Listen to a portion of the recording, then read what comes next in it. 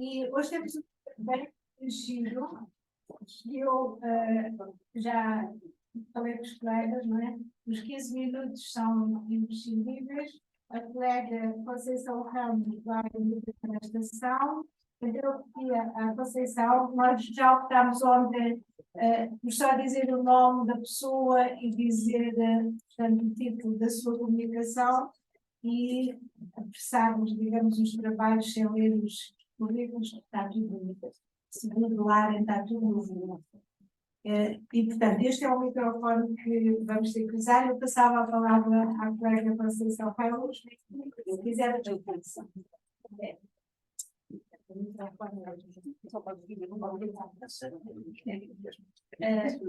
Bom dia a todas e a todos. Então, vamos dar início a mais uma jornada de trabalho que eu penso que será produtiva com uma jornada, portanto, de ontem. Portanto, quero saudar todos os presentes aqui, os que estão de longe. Portanto, nós vamos ter uma sessão bastante cheia, com um painel com histórias de vida na diáspora, modelos de reflexão. Eu passo a apresentar, portanto, brevemente as 7 comunicações que vão ter lugar. Portanto, começo pela primeira, Mulheres a Várias Vozes na Diáspora Portuguesa, da Aida Batista, que está aqui presente, que é uma pessoa apresentada e vice-presidente da Associação Mulher Migrante em Portugal, é largamente conhecida também, penso, por muitos dos presentes. Depois temos, portanto, uma sessão, uma comunicação da Mini Moça Mudar, itinerário da diáspora de mulheres de cidades futuras, da Inês Marques, professora aposentada e investigadora no IEM da Faculdade de Ciências Sociais da Universidade Nova de Lisboa, que estará online. Depois teremos, portanto, também outra apresentação pequena, Mulheres Migrantes Revolucionárias, os seus percursos feministas entre Lisboa e Montreal, entre 1965 e 1975, é do Gilberto Fernandes, que é professor visitante na York University de Toronto. Depois, já vai a longa lista, mas são 7 apresentações. Em quarto lugar, temos, portanto, a comunicação sobre o culto escolar, uma mulher revolucionária na política e na arte, da Ivone Dias Avelino, uma professora que está na Pontifícia Universidade Católica de São Paulo, no Brasil, que também já tem participado nas nossas redes.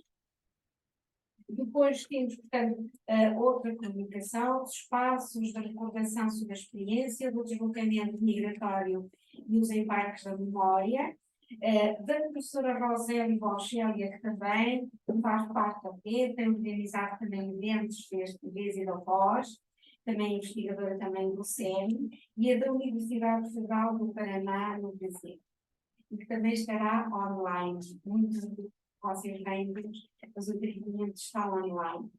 Depois temos também uma outra comunicação do Brasil sobre a dor maternal pela espera de notícias, um estudo de caso, também da professora Leonardo Menezes, que também tem participado nesta rede da tese da voz de mulher portuguesa, da Universidade Federal do Rio de Janeiro, portanto, do Brasil, que também está online.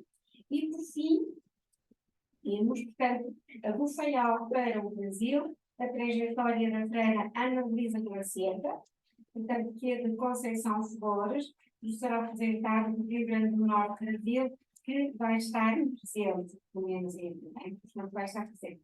Portanto, vamos então dar a palavra, a começar, portanto, sobre a primeira. Teremos eventualmente alguns minutos finais para algum debate ou alguma questão sobre o espaço para isso, procurando dentro do possível cumprir os 15 minutos, sem provocar stress, mas procurei, portanto, cumprir dados, digamos, no próximo, portanto, de apresentações e bom sucesso. Boa tarde, então.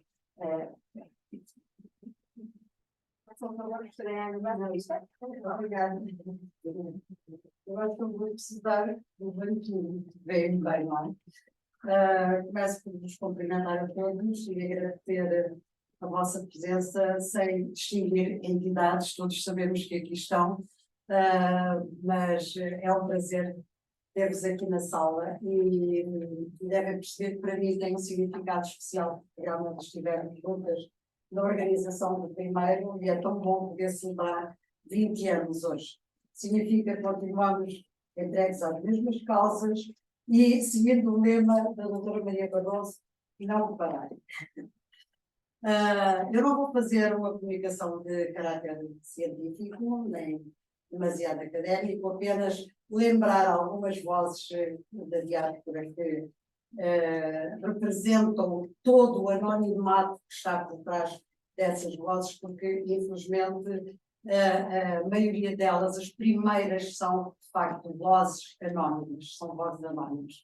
Mas recordar uma ou outra, e vou começar por uma música, a sessão hoje vai ser muito longa, e, portanto, eu penso que será importante, Manuel, não tenho aqui nada no ecrã, portanto, não está, não, já vi aqui minimizado, não está. Pronto, exatamente. E agora é a música. E começo por esta música, que é da Ana Moura, são as andorinhas. Eu acho que as andorinhas são sempre a melhor metáfora para a imigração, porque são as aves migratórias por excelência. E como é uma música atual,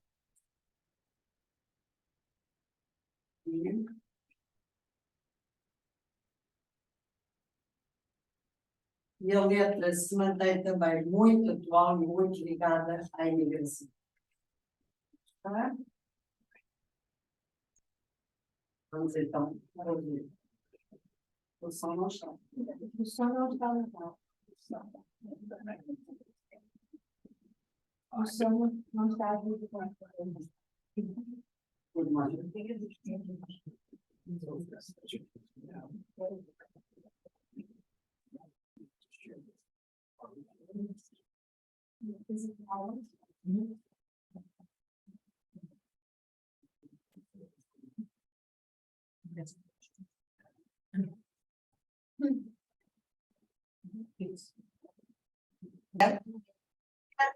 Pés no chão, quero voar daqui para fora, ir embora de avião e só voltar um dia.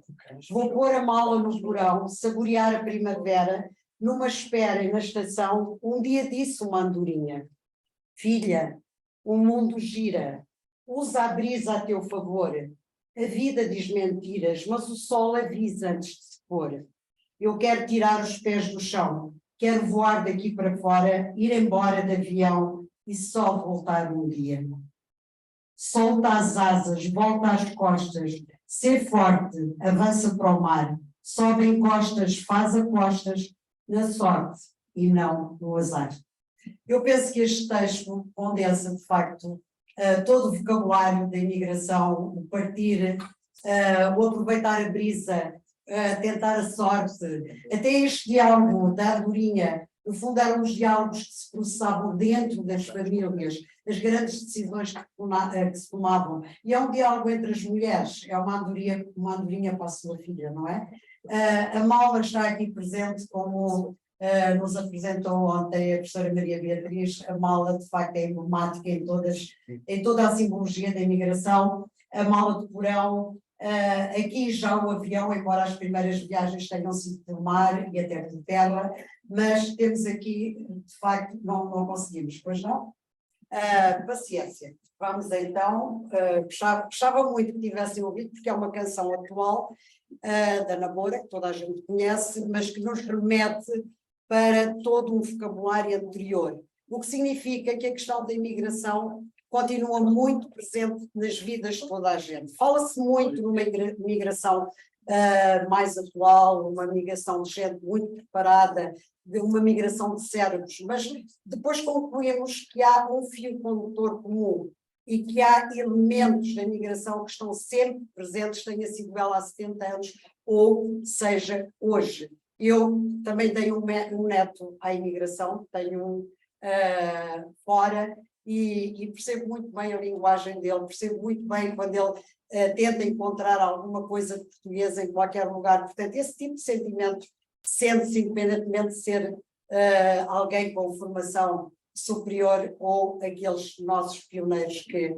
sem saber a língua, e de mãos calejadas, como era exigido, não é? Tinham Então vamos continuar. Sim, depois pensar de novo. Professora. Vestidas, eu peço que me desconte um bocadinho dos tempos que eu escrevi aqui. Vestidas de negro, o negro da pobreza que morava em cada casa portuguesa, com certeza, ousaram levantar os pés do chão em busca das brisas a seu favor que lhes mostrassem horizontes de fartura. Foi quase sempre limitado e tantas vezes proibido de voarem sozinhas. Tiveram de o fazer em bandos, alinhadas no movimento de quem ia à frente e marcavam o caminho a cada uma teria de submeter. Mas há sempre alguém que resiste. Há sempre alguém que diz não. As mais transgressoras cruzaram mares clandestinas, vozes silenciosas a esconder nos porões dos navios da carreira para a Índia, porque iam as órfãs de El Rei, naturalmente, traziam todas estas mulheres que queriam também tentar a aventura e que se escondiam nos porões da carreira da Índia. As trouxas bens globais que as vestiam de soldados. Cobertas eram largadas nos portos de onde seriam devolvidas ao reino. As que por sorte chegavam ao fim da viagem combatiam com a mesma força que os homens, e só quando feridas em combate se descobria o corpo da sua identidade de fêmeas. Outras, na sequência de perseguições religiosas, são herdeiras da história de famílias que, depois de ensaiarem coreografias por diversos palcos do mundo, se fixaram definitivamente nas terras de abundância. À medida que nos aproximamos da Baía de Nova Iorque, que estamos aqui a ver, na paisagem destaca-se a estátua da deusa romana Libertas, erguendo a tocha numa mão e segurando a tábua da lei noutra. No pedestal onde assenta, poucos saberão que o poema nele escrito, O Novo Colosso, é de Emma Lazarus, descendente de judeus sefarditas fugidos de Portugal. Portanto, temos uma voz na estátua da liberdade, que também é muito simbólico. Mantendo-se tão atual quanto num passado recente, faz um apelo a que se acolham todos os que buscam bem-estar e liberdade. E cito o extrato do poema: dai-me vossos pobres fatigados, as multidões que, por só respirarem livres, zelam. Resíduos miseráveis dos caminhos virados, mandai-os a mim, desabrigados, que a minha vela os guiará, calmos através dos portões dourados. Sabemos que nem todos encontraram portões dourados à sua espera.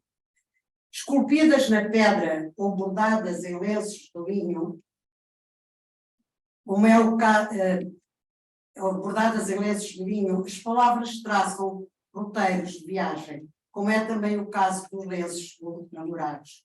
Meu Manel vai para o Brasil, eu também vou numa flor, guardado no coração daquele que é meu amor. Bordada a declaração de amor, por essa era entregue ao conversar, como então se dizia, e o namoro decidia-se se este o passasse a usar no fato de mingueiro, ao pescoço com o nó voltado para a frente, na aba do chapéu ou até na ponta do pau que habitualmente traziam na mão. Nestas mensagens está sempre presente a vontade do reencontro com o amado. Portanto, no fundo, os reencontros familiares que sempre se fizeram na história da imigração. Sem suporte físico, foi através de ondas artesianas que outras vozes se fizeram ouvir, do lado de lá, de uma outra margem.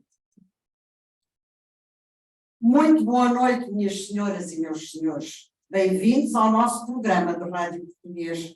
Sou a Audrey Rocha Reed e vou ficar aqui até às 21 horas com a música do mundo português.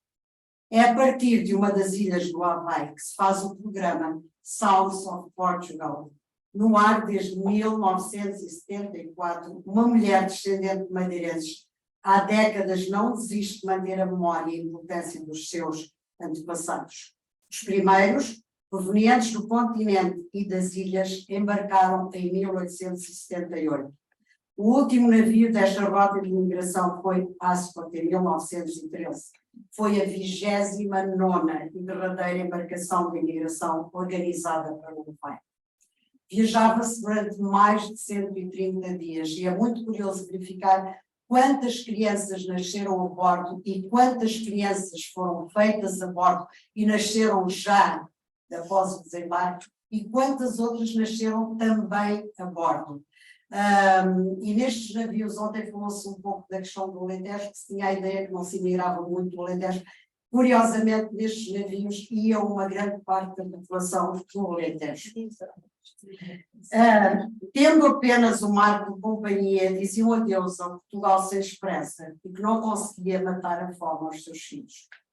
Foi essencialmente no cruzamento dos mares, onde bacalhoeiros e baleeiros pescavam com nós cada dia, que se souberam notícias de outras margens de abastança. Elas, como Penélopes, ficavam em terra a cuidar da casa, dos filhos, enquanto desciam dias e meses a fio humano de ausências.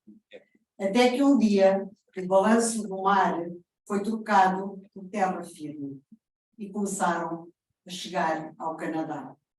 Mas só em 1953, efeméride que hoje celebramos, chegam de forma oficial e organizada.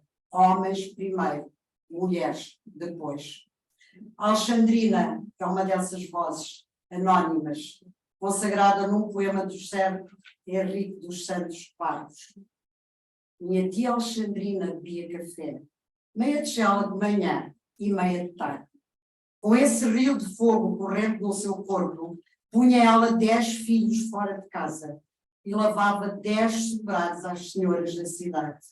E quando voltava para os biscoitos da caminhoneta da carreira, deixava nos ouvidos a música das gargalhadas dadas e nos olhos os demónios dos seus olhos pretos, estrelas pequeninas fulgurantes. Não passo pela ilha a sair aos biscoitos.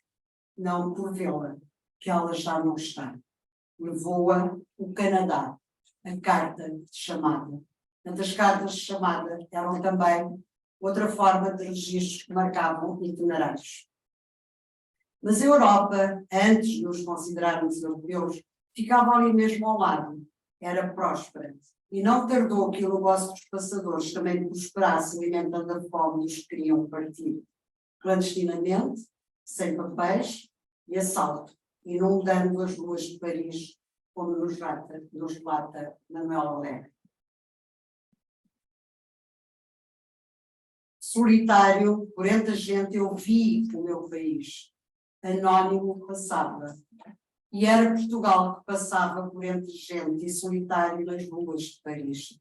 Vi minha pátria derramada na garra australiense. Temos aqui. Eram cestos e cestos no chão. Pedaços do meu país. Restos, braços. Minha pátria sem nada, despejada nas ruas de Paris. Ora, muitos destes braços eram braços de mulheres que carregavam trouxas, mas que carregavam filhos. E mais uma vez, essa pátria ergueu-se por força das mulheres anónimas, que nunca esqueceram e souberam transmitir o amor ao chão e a uma identidade feita de sons, cheiros, cores e sabores que definem o lugar de onde partimos. E agora vamos recorrer de um outro poema. Antes da Europa inteira usar luvas, as minhas avós tinham calos de estimação e filhos pequenos que deixavam com os pais na aldeia, onde nuvens de pássaros cruzavam os pomares ao fim da tarde. E havia sempre muros de caiar. Iam a pé até ao fim do mundo com uma bandeira na trouxa, pedras no coração e a memória dos guizos das cabras moendo-nos o juízo. Chegavam sem papéis. Esqueciam-se aos poucos da língua agreste. Depois viam crescer os filhos nas fotografias, as ausências mais uma vez. Esfregavam escadas, lavavam roupa, varriam, guardavam as crianças dos outros, mas iam chorando cada vez menos. Ganhavam os calos de outro país. Eu acho que ao fim de 70 anos, na Europa, como aqui, como em todos os lugares para onde partimos, já todos ganharam os calos desse país. Mas, como nos dizia e diz Elsa Lechner, a experiência individual da imigração é vivida com rupturas nos laços familiares, afetivos, linguísticos, simbólicos, construtivos da pessoa e no acumular de referências culturais, por vezes contraditórias. Neste sentido, a condição de ser imigrante comporta um mal-estar e um sofrimento evidentes, precisam ser, num primeiro momento, conhecidos para poderem ser, no momento seguinte, situados nos devidos contextos particulares de vivência dos seus protagonistas. 7 décadas depois, é tempo de balanço, de nos perguntarmos se para as mulheres a aventura da imigração serviu ou não para lhes dar voz. Através de estudos já feitos, quando concluímos que as mulheres migrantes, outrora invisíveis, hoje têm uma participação ativa na vida associativa, económica, académica e política, e temos aqui exemplos, e constituem uma mais-valia para a sociedade em que estão inseridas. De dia para dia, ao reivindicarem nossos espaços de intervenção, tornam-se agentes de mudança. Foi fora do país que a mulher entrou no mercado de trabalho, contribuindo com o seu salário para a economia familiar. Foi esse salário que, ao permitir-lhes autonomia e independência financeira, lhes deu capacidade de sentirem em pé de igualdade com os homens e replicarem nos filhos os modelos de socialização e integração que valorizavam a educação como elevador social. Quando Maria de Lourdes Pinta Silva, e eu aproveito e faço já um salto para o tema seguinte, chama estas mulheres as mulheres de cidades futuras, que nos vai falar em As Marcas, mas não é do que essa metáfora de um outro salto, o salto das mentalidades que estas mulheres souberam dar. Partindo do beco ou da canada que deixaram, aprenderam a misturar-se com o cosmopolitismo das cidades, onde se organizaram em novas construções de valores, pelos quais regem hoje cotidianos de liberdade, em que passaram a ter vez e voz. E temos aqui uma pintora, a Nathalie Afonso, com este registro, que é uma outra forma também de ter voz, a voz da liberdade. Muito obrigada. Não sei, acho que hoje tem tempo, pois não?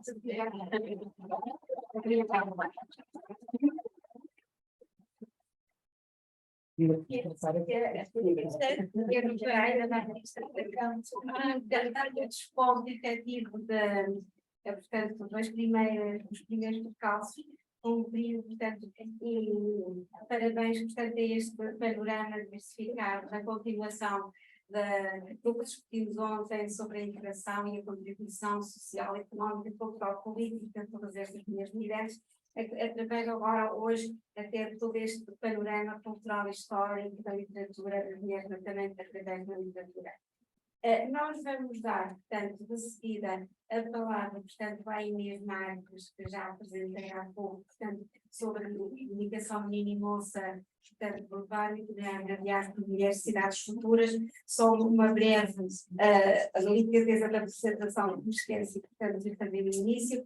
Eu chamo Maria da Conceição Ramos, sou professora da Universidade do Porto e sou investigadora do Centro de Estudos das Migrações e das Políticas Culturais da Universidade Aberta. Portanto, também vou falar da seguinte comunicação.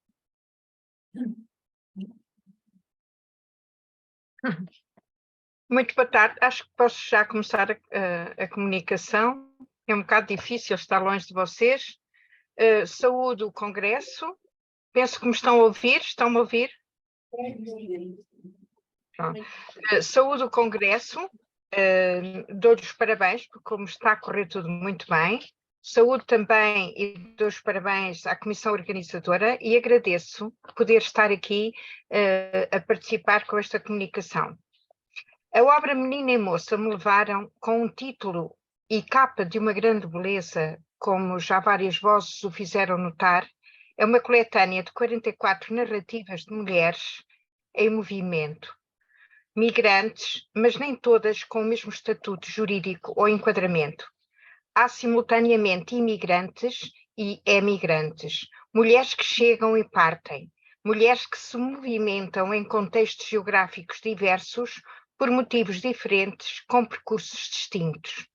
Vozes singulares que contam suas histórias e roteiros de vida de modo único e livre. Há, contudo, neste relato sentidos, emotivos e muitas vezes de grande beleza literária, um contexto histórico de onde emergem e que, se nada soubéssemos sobre as conjunturas que subjacem a estas narrativas, ficaríamos a conhecê-las aqui. Neste contexto de diversidade, que, como sabemos, caracteriza as diásporas, encontramos, pois, denominadores comuns, que são os fatores que definem estes movimentos migratórios e nos permitem compreendê-los e explicá-los numa perspectiva histórica. Tempo e espaço, contexto económico, social, político, cultural, no local de partida e no local de chegada, são conceitos operatórios nesta análise, mesmo que por força das circunstâncias tenha de ser breve e incompleta. E se da obra vamos falar, não podemos deixar de começar pelos seus objetivos e finalidade, como consta na nota de abertura. A intenção é assinalar os 25 anos da vida ativa da Associação Mulher Migrante, com o propósito, e cito, servir de ponto de partida para encorajar outras experiências da mesma natureza, de modo a dar continuidade ao projeto aqui e deste modo iniciado. Não querendo de modo nenhum catalogar a obra de memorialista, não deixa de ser verdade que estas narrativas evocam o passado das narradoras e tendem a perpetuar lembranças que são testemunhos vivos e emotivos de experiências mais ou menos próximas, sendo impossível retirar-lhes a carga subjetiva, tornando o discurso objetivo e cru. O prefácio da obra, escrito por Manuela Aguiar, traça de modo sucinto e brilhante o enquadramento histórico e sociológico desta obra. Não querendo decalcar o que aí está dito, teremos, sem dúvida, dele nos aproximar naquilo que analisaremos nesta comunicação. O tempo destas narrativas circunscreve-se a um tempo que atravessa acontecimentos marcantes na nossa história contemporânea, como foram a Segunda Guerra Mundial, as ditaduras fascista, nazista, stalinista, a Guerra Colonial, o 25 de abril de 1974, a difícil descolonização, que estão subjacentes a muitas destas histórias que, de certo modo, devem ter vivificado momentos de dor pela rememoração de duros processos que implicaram fugas, riscos e mudanças de vida em que não havia qualquer tipo de rede de segurança, ou se havia, era ténue e incerta. São os casos de mulheres como Aide-Marie Stubner-Lucas, de Charolta Laszlo, Gabriela Carrascalão, Romualda Nunes Fernandes, Aida Batista, por exemplo, que tiveram de atravessar várias fronteiras em conjuntura de guerra, tumultos e solidão. Ou então as meninas que chegavam à terra desconhecida, de ursinho na mão e calunga no coração, como é o caso de Helena Bandos. Mas o tempo, esse fio condutor, ou escultor, como diz Yourcenar, que nos ajuda a compreender os fenómenos humanos, restringe-se quando nos deparamos com os textos das mulheres que saem de Portugal e no seu movimento atravessam fronteiras terrestres e navegam oceanos. Foi na década de 60 do século XX que muitas delas partiram e é desta imigração que grande parte destas histórias surge. Mulheres que saíram meninas, moças, levadas pela mão de seus pais, irmãos ou maridos. Mulheres que deixaram a sina de serem, tal como suas avós ou mães, viúvas de vivos. Mulheres que escaparam ao estatuto jurídico de dependência que se verificou em Portugal até 1976. De facto, a imigração no Estado Novo foi um processo paradoxal, bipolar, controlada por uma direção-geral que se sobrepunha aos ministérios do interior, manipulava os processos com redes burocráticas e atavismos que permitiam que o poder político ditatorial se ajeitasse entre a necessidade económica de atrair remessas de imigrantes e a opinião mais conservadora e nacionalista do regime que desejava impedir que saíssem. Apesar das restrições, os movimentos migratórios interno e externo ocorreram esvaziando o mundo rural, sobrepovoado e miserável. Entre 1950 e 1960, quase todos os distritos sofrem com este esvaziamento, exceto Lisboa, Santarém, Leiria e Setúbal, onde se começam a desenhar os primeiros polos industriais significativos e onde o terciário gerava algum emprego. Não nos admira, pois, que seja das zonas do interior beirão e transmontano, do Minho, da Serra Algarvia e ilhas, particularmente dos Açores, que tenham partido mais homens migrantes, mão de obra jovem, homens, sim, porque a política era hostil à saída das famílias. A lógica do retorno e da ligação à pátria estava subjacente às leis ou aos procedimentos da imigração. As leis impediam que as mulheres obtivessem o passaporte que lhes permitisse sair. Leis misóginas que justificam a sobremasculinidade da imigração, salientando as exceções dos acordos bilaterais, que poucas repercussões tiveram no movimento migratório global. Estes limites e a eclosão da guerra colonial agudizaram a política do controle da saída, que conduziu à imigração ilegal e clandestina, por um lado, e à falsa política diplomática de preocupação com os imigrantes clandestinos nos países de acolhimento, como a França, por exemplo, e pelo outro. E se falarmos em chegada, teremos de referir que também estas narrativas são um documento importante, enunciando na primeira pessoa locais para onde foram levadas ou para onde conseguiram partir mais tarde, já com as leis favoráveis à imigração feminina. Nestas narrativas que ressalvamos serem aleatórias a este respeito, os destinos predominantes são os que correspondem às estatísticas. 2 continentes à frente, a América e a Europa, a África e a Ásia são destinos mais esporádicos nestas narrativas. Os percursos das 44 mulheres fogem ao estereótipo da mulher migrante, com empregos predominantemente ligados ao setor de limpezas ou serviço doméstico, pouco instruídas e que sofrem a tripla discriminação: ser mulher, estrangeira e pobre, que a narrativa de Humberta Araújo também traduz neste livro. Mesmo que a sua origem familiar se inscreva num quadro semelhante, elas conseguiram sair deste contexto. São exemplos singulares que constituem um conjunto feminino com projeção social, tendo apostado na sua formação académica superior, muitas vezes como trabalhadoras estudantes e conhecedoras de um modelo de trabalho diferenciado e subalterno. Destacaram-se com carreiras notáveis, professoras, muitas delas do ensino superior, juízas, políticas, deputadas, autarcas, funcionárias administrativas, artistas, psicólogas, advogadas, biólogas, antropólogas, sociólogas, mulheres ativas, empenhadas cidadãs, com sentimento de dupla pertença, que se entregaram ao serviço público com a mesma paixão com que construíram as suas carreiras e vidas pessoais.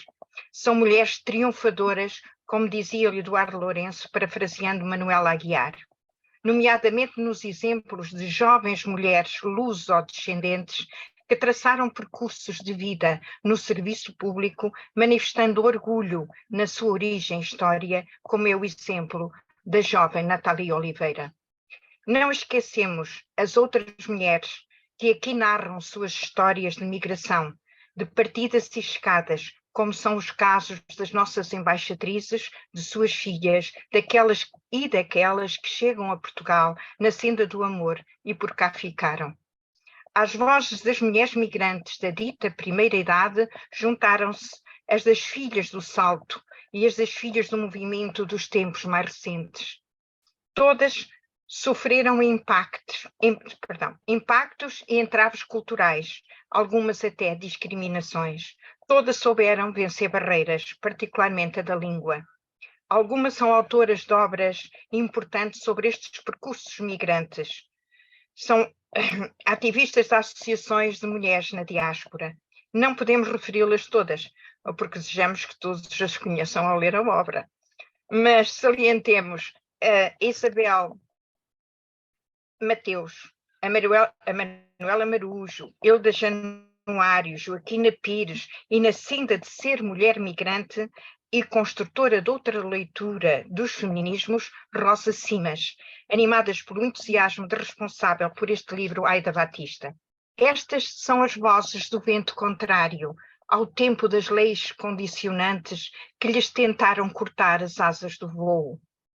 São capazes de lançar pontes, construir uma sociedade justa, de efetiva participação cívica e política, com plena consciência de sua especificidade no cruzamento de espaços e culturas, numa alteridade de duplas ou mesmas triplas pertenças.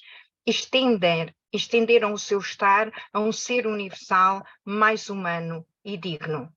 Estas são as meninas, as moças, as mulheres, migrantes, habitantes de diásporas, com saudade e saber sentir amor à distância, vencendo fronteiras, buscando, às vezes, na intranquila esperança do retorno,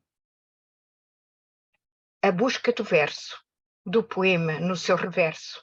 São mulheres do futuro, como dizia Maria de Lourdes Pinta Silva, mulheres cujas palavras são rendas de tessitura, que aqui deixo para terminar e construída com os títulos de suas narrativas únicas. Menina e moça me levaram, contrariada, apaixonada, dando a volta, sempre a caminho, entre idas e regressos, a cá e lá.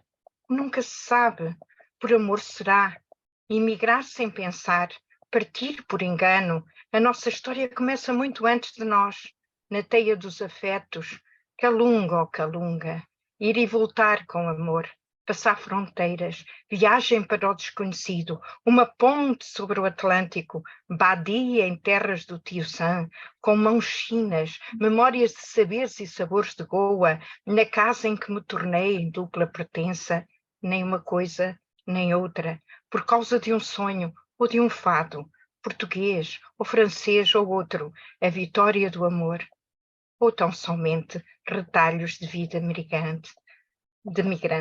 Muito obrigada.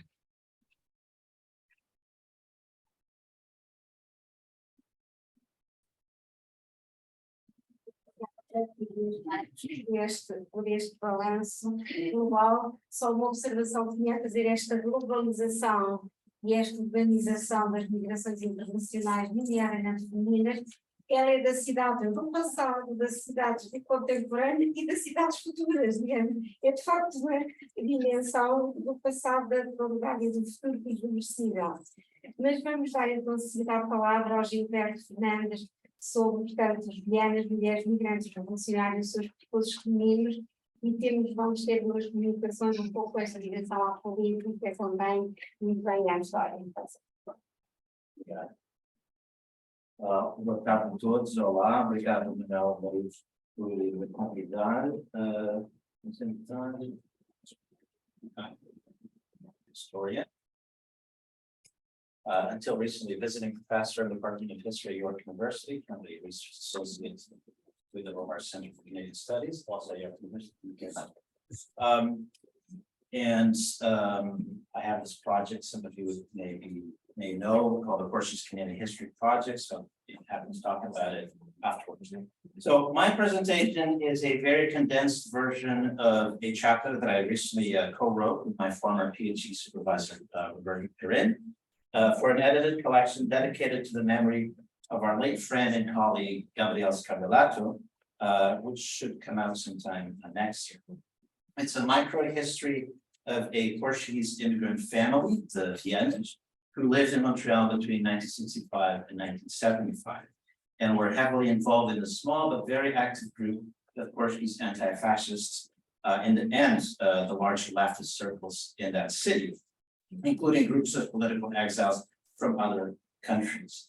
Through the experiences of Rui and Maria de Lourdes, the parents, and Bruna, Magda, and Rui Jr., the children, Bruna, who may actually be joining us online, I was able to check, I'm not sure.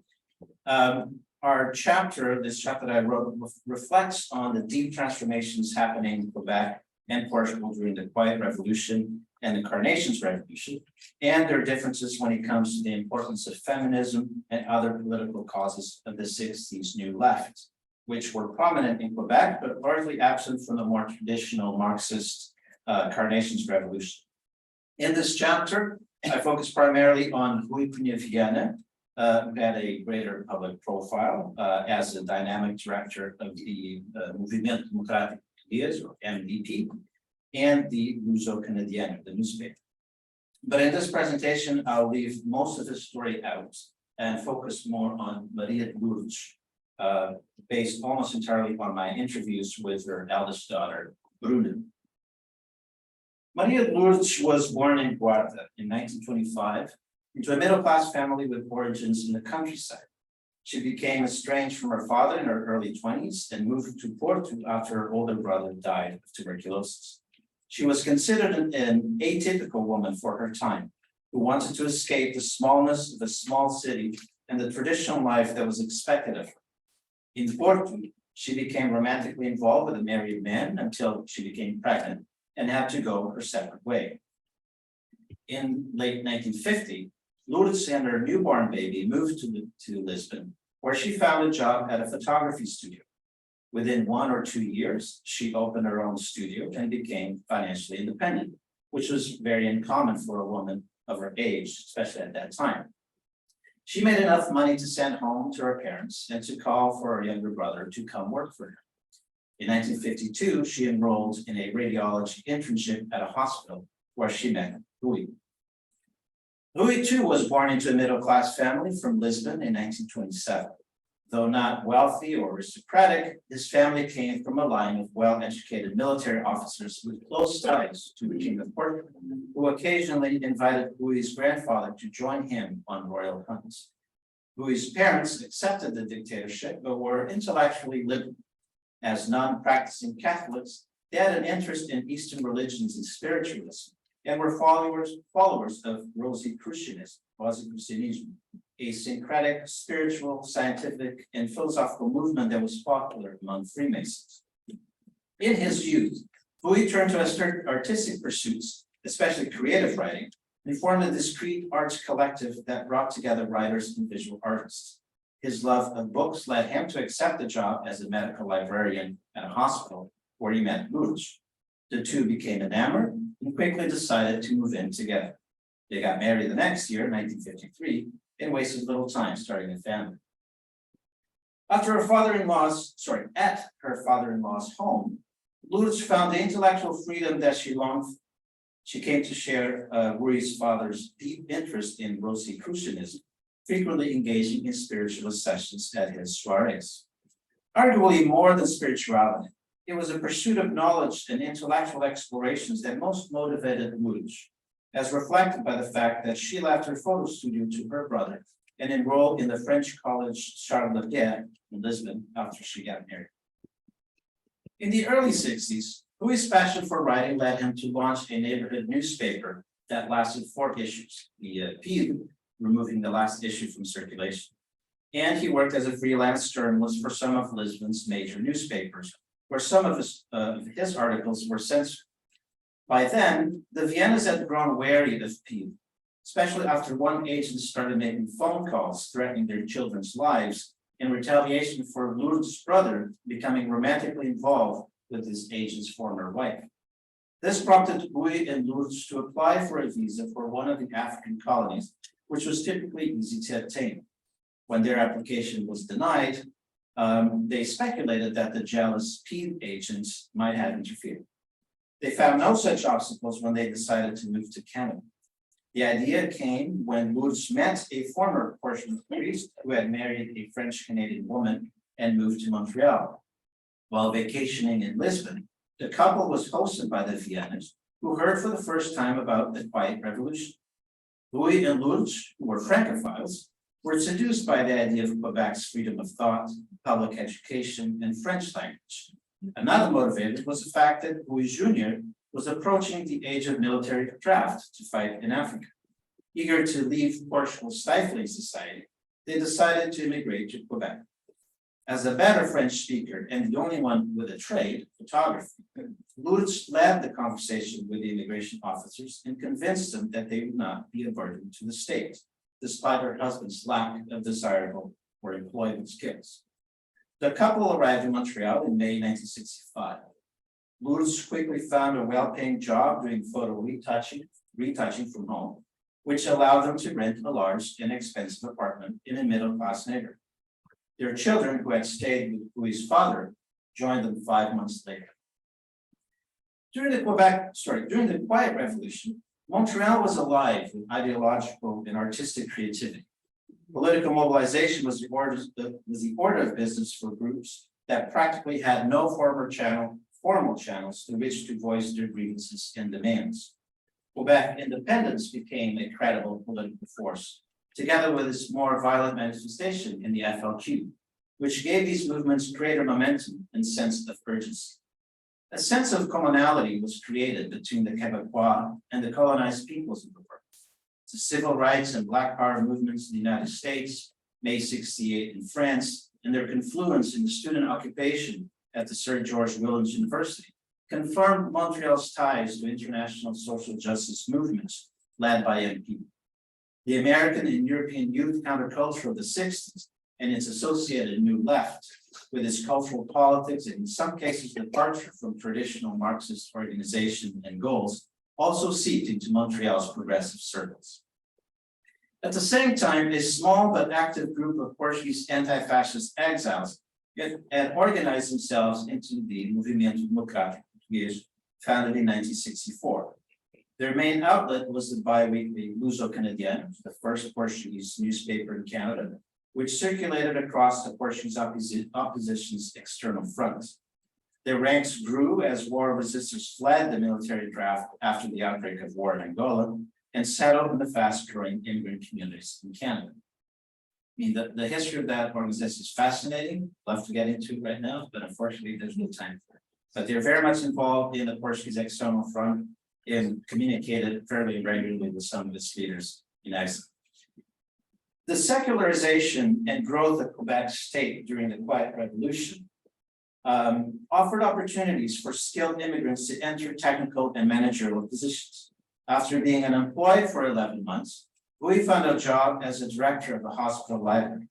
At this point, Lourdes stopped working and enrolled in a CEGEP program to become a personal support worker.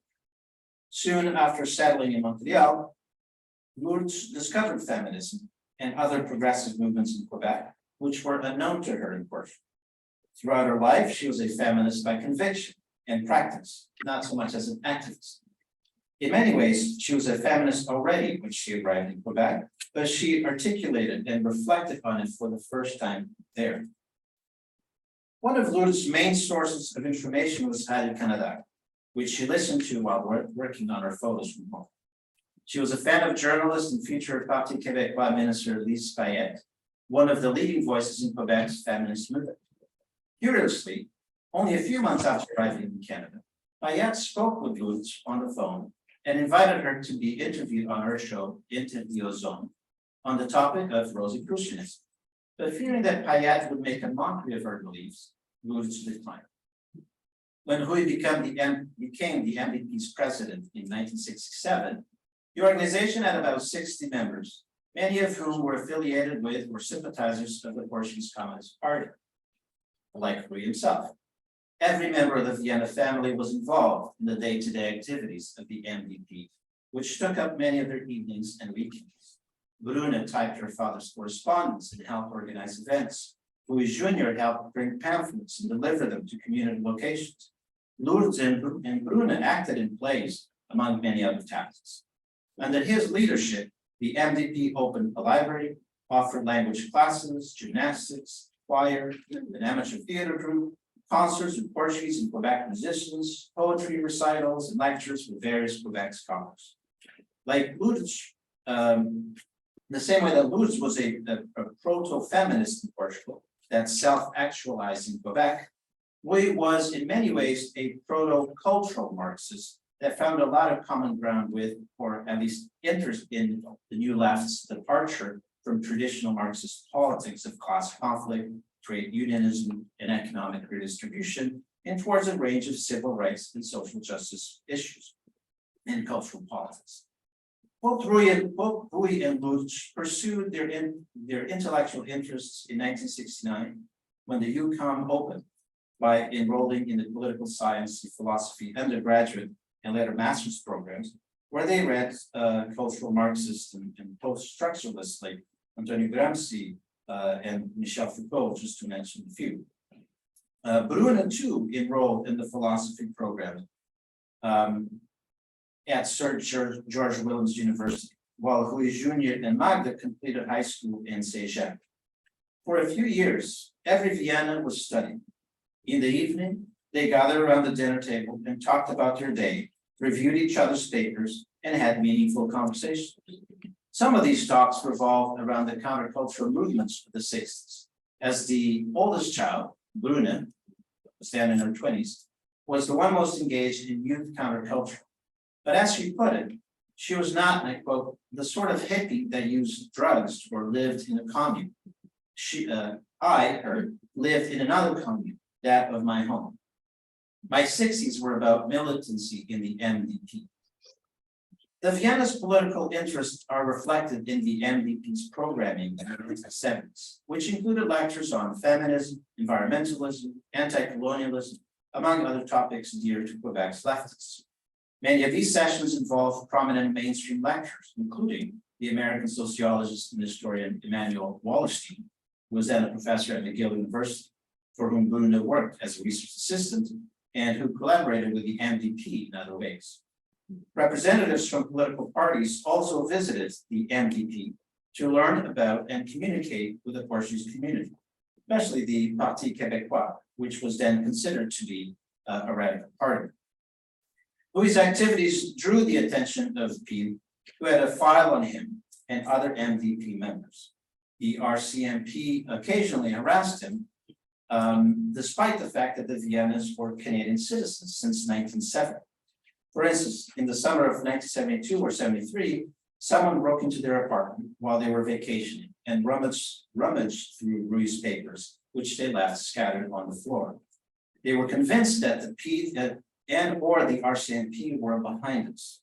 It is well documented that the two government agencies exchanged intelligence about Portuguese immigrants in Canada, including Canadian citizens, and Rui himself had a file in Pete's files. Bruna remembers hearing the news of the military coup in Portugal on April 25th, 1974, which she holds up as one of the most joyous moments of her life. Rui and other political exiles in Canada flew on the first plane back to Lisbon on April 30th, where they met with members of the interim revolutionary government. Bruna left shortly after him and decided to stay. Rui came back a few days later and insisted that the family re-migrate to Portugal and join Bruna, which they did in 1975. After the initial jubilation, Rui, Lourdes, and Bruna grew depressed. They had left the city and province where they had felt fulfilled for the past 10 years and engaged with a range of political movements that were incipient in Portugal, like feminism. The centrality of political parties in the post-revolutionary period and their partisan nepotism when it came to staffing the expanding civil service also contributed to this dissolution. Another reason was the fact that their tight family, which had lived, studied, worked, and played together in Montreal, now saw the growing children go their separate ways. Regardless of how they may have felt about their situation, Rui and Lourdes were actively engaged in the revolutionary process and largely subscribed to its Marxist goals. They were involved in literacy programs inspired by Paulo Freire's ideas, working with farmhands in Alentejo and with prison inmates. Rui, who became a member of the Portuguese Communist Party's intellectual cell, found work producing newsletters for leftist organizations. Later, he held his most fulfilling job as the cultural director for the city of Almada. He also published a children's book and a collection of essays before he passed away in December 2001. Lourdes remained an independent leftist all her life and rejected the dogmatic communism of the Portuguese Communist Party, despite Rui and other family members being party militants. She survived her husband for another 3 years, during which she dedicated herself to writing and painting. Without context, 1965 and 75 is a historical blip, but in the Vienna's family story, it's a major chapter, a time held up as a cornerstone in the edifice of their lives. In many ways, it is similar to the importance attributed by national histories to decades like the long 60s.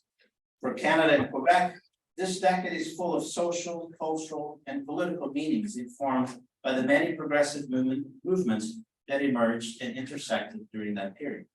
As Francophiles, the Viennas have had front row seats to Quebec's transition, something incidentally denied Anglo-Quebecers because of their hostility to Quebec nationalism and lack of French fluency.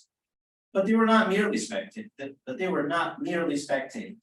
In Lourdes' case, a self-reliant woman who actively shunned patriarchal tradition, she fully embraced feminism in Quebec to the point of finding fault in that regard with the Carnation Revolution.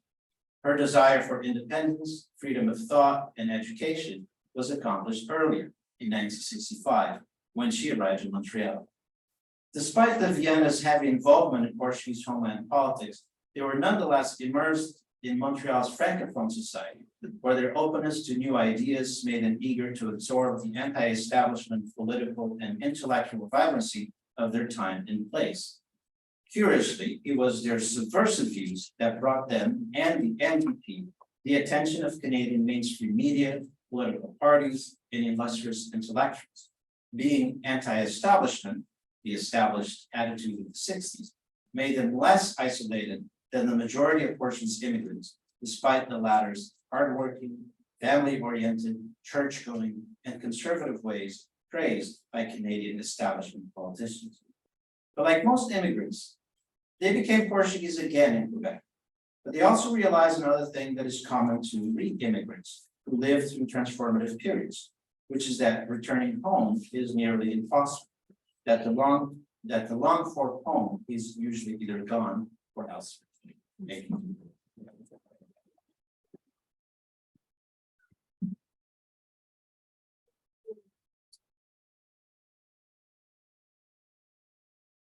Agradecemos ao Gilberto por nos trazer esta dimensão política no percurso das mulheres migrantes, neste recorte geográfico e histórico, e vamos dar de seguida a palavra à historiadora, a professora Ivone Dias Avelino, faça ao favor sobre o percurso da Ruth Escobar.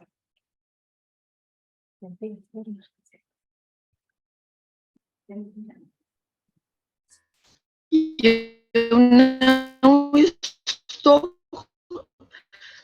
Boa tarde a todos. Eu não estou conseguindo colocar a imagem, mas estão me ouvindo? Estão me ouvindo? O campo da história das sensibilidades, embora ainda pobre em intervenções, já fazia parte das preocupações da primeira geração dos análises. Lucien Febvre, especificamente, em seus Combats pour l'Histoire, dizia: se nos apoiarmos com firmeza, inicialmente, nos últimos resultados adquiridos pelo labor crítico e positivo dos nossos vizinhos, os psicólogos, então poderemos, creio, empreender uma série de trabalhos que nos fazem falta, pois enquanto nos fizerem falta, não haverá história possível. Não temos história do amor, pensemos nisso. Não temos história da morte, depois Vovelli preencheria esse vazio. Não temos história da piedade, nem da crueldade. E acrescenta: graças a Henri Bert, tivemos um rápido esboço de uma história do medo, que Delimot depois aprofundaria. Nesse sentido, o que o Febvre pedia era a abertura de um vasto inquérito coletivo sobre os fundamentos fundamentais dos homens e suas modalidades, acreditando quantas surpresas haver. Nesse sentido, esse texto deve ser visto como um esboço sobre a dor de fissuras familiares transformadas em ânsia e angústia incessante por notícias. De alguma forma, o que aqui começo a tematizar emaranha-se em outra dor, também geradora de tristeza, de dor e de angústia, a dor da saudade, sobre a qual eu e a professora Maria Isilda de Matos nos debruçamos no livro intitulado Gênero e Imigração, Mulheres Portuguesas em Foco, Rio de Janeiro em São Paulo, séculos 19 e 20. Voltando à febre e tendo a ousadia de o complementar, diria que não temos uma história das alegrias, tristezas e dores postas pela migração, pelas migrações, ainda que alguns estudiosos cada vez mais atentem para essa dimensão dos deslocamentos. Ou melhor, não temos ainda a história possível das sensibilidades que envolvem o lá e o cá inerentes aos processos migratórios. Até aqui, temos pensado e escrito muito sobre processos de deslocamento, tomadas de decisões, viagens, chegadas, processos de assimilação ou xenofobia, vitórias e fracassos, mas ainda é pequena a atenção dos impactos emocionais causados pela decisão da família, tanto em relação aos que se deslocam, que em relação aos que não partem. Se Vovelli delimou atender o chamado de febre no contexto da chamada história das mentalidades, hoje temos novas fontes instrumentais. O retorno da narrativa e, consequentemente, a revalorização das biografias e autobiografias abrem novas e variadas possibilidades de pesquisa. E mais, os próprios imigrantes são chamados a falar de suas experiências e, consequentemente, mesmo que nas entrelinhas, de seus sentimentos. Mais ainda, a história oral nos permite estabelecer o diálogo entre história e memória, por mais que este caminho tenha espinhos, decorrentes da volatilidade da memória. Um pouco mais ainda, o estudo das cartas de imigrantes, trabalho a que vem se dedicando, entre outras, a já citada professora Maria Isilda, vem se demonstrando um excelente repositário de emoções. Afinal, as cartas que superavam distâncias e estabeleciam pontes comunicativas sobre o Atlântico, desde tempos nos quais a navegação à vela, impunha um espaço de pelo menos 3 meses entre o escrever e o ler, com um ciclo de recebimento e resposta só se completando por volta de 6 meses, as cartas transbordavam sempre de emoções. O foco desta comunicação não está posto nos e nas que partiram, mas em mães que não partiram. E eu me atreveria a dizer que eram e continuam a ser elas as que mais sofrem, não apenas por serem mães, e como mães, passarem a conviver com um ninho de ausência, mas também pelo fato de perpetuarem a perspectiva do desconhecido em relação ao filho ou filhos distantes, apesar dos meios comunicativos minimizarem, obviamente, essa sensação. Com relação à perspectiva ou medo do desconhecido, há que se pensar que, para quem parte, o desconhecido acaba se tornando conhecido, no processo de construção de uma nova vida, no qual processos de assimilação e mudança se fazem inevitáveis. Isso, porém, não acontece, pelo menos não da mesma forma, com relação àquele ou àquela que, permanecendo na terra natal, mergulha na dimensão da perda. O que dizer se as mães, em geral, têm a sensação de ninho vazio quando os filhos se casam, o que dizer de um ninho que poderíamos considerar destruído, por vezes, pelo menos, quando os filhos partem, por vezes, sem retorno? É lógico que a fotografia e o telefone, ao concorrerem com as possibilidades da imagem e da voz, minimizaram esse cenário de vazio. Mas, de qualquer forma, para a mãe que ficava na aldeia, cada canto da casa e cada recanto daquele espaço era um espaço dolorido de memória. Nos dias de hoje, certamente a chamada por vídeo elimina o espaço-tempo e transforma a ausência em presença. Certamente o lado mais gratificante da tecnologia. Não estaríamos aqui nos vendo e parecendo que não existem distâncias entre nós, né? Distâncias enormes com relação a algumas de nós. O estudo de caso. Maria da Conceição Cancela Pinto era uma minhota da aldeia de Caminha. Como outras tantas Marias e mães da história de Portugal contemporâneo, como costuma se referir Joel Serrão, Conceição conheceu a dor da partida do filho, pois, segundo palavras da filha Maria Bem-vinda, ela nunca tinha desejado isto nem para o irmão, nem para ela.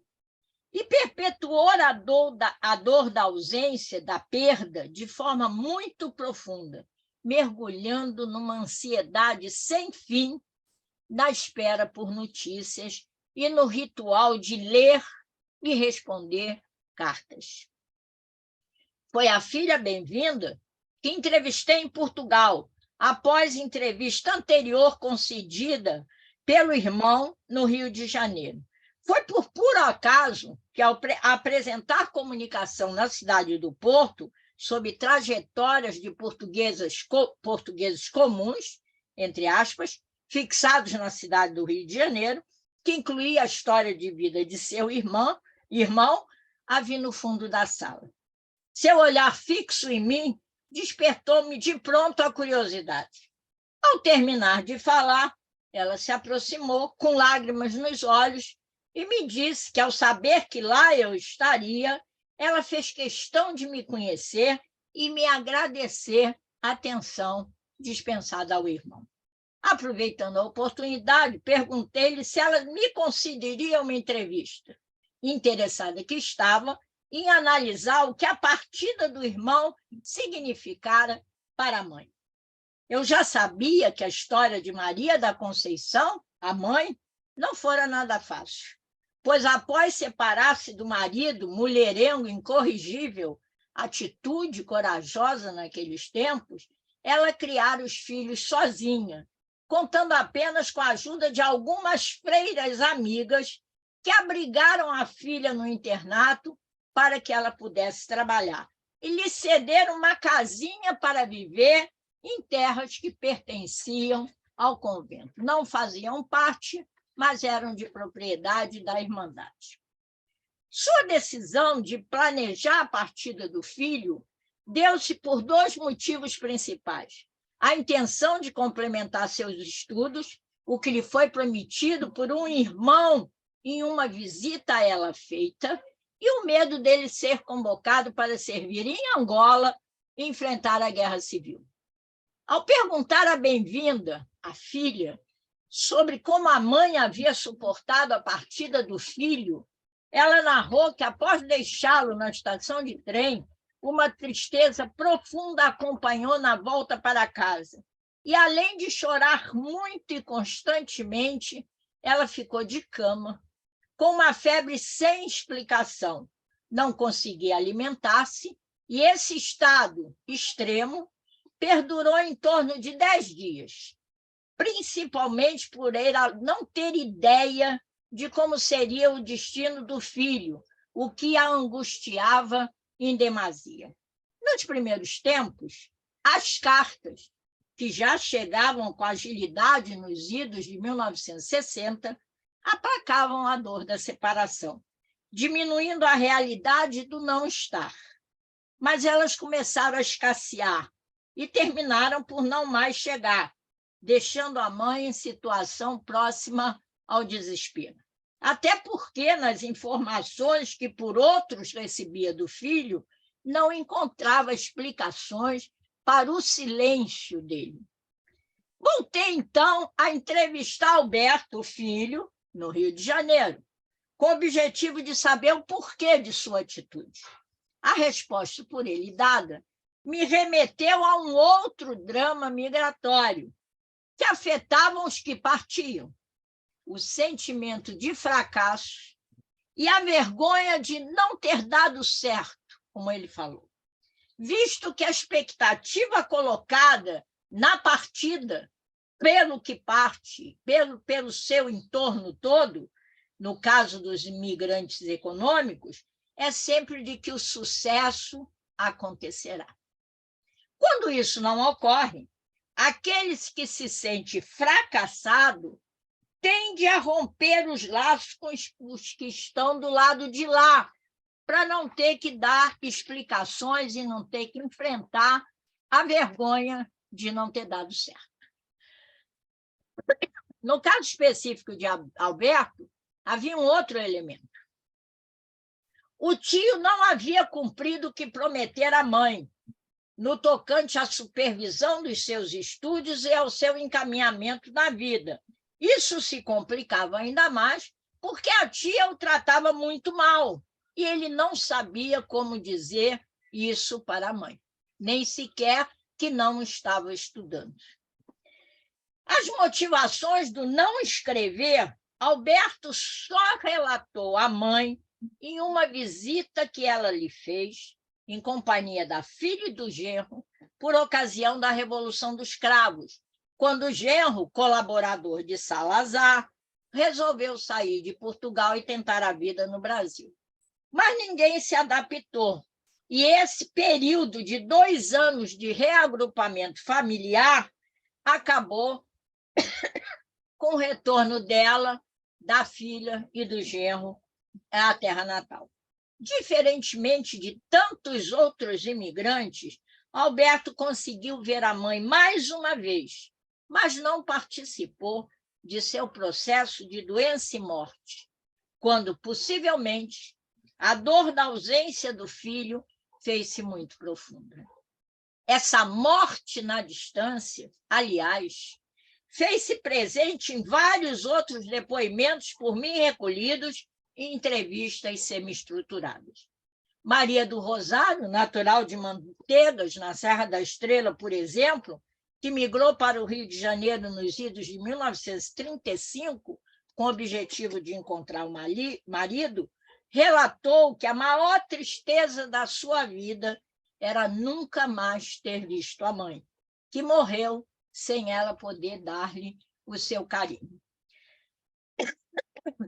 Estou terminando, meu tempo está terminando, eu estou terminando. Desde 2008, Alberto vive em Portugal, morando na mesma casinha deixada para a mãe pelas freiras.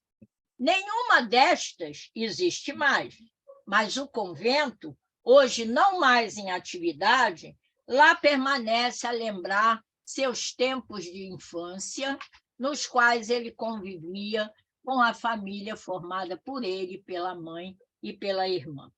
Findo esta intervenção, com minha homenagem a Maria Aparecida Pascal, orientanda de doutorado da professora Maria Isilda, minha amiga, cujo trabalho tive a honra de arruir e foi publicado em 2005 com o título Portugueses em São Paulo. Na referida obra, não há referências a portugueses e portugueses por ela entrevistados.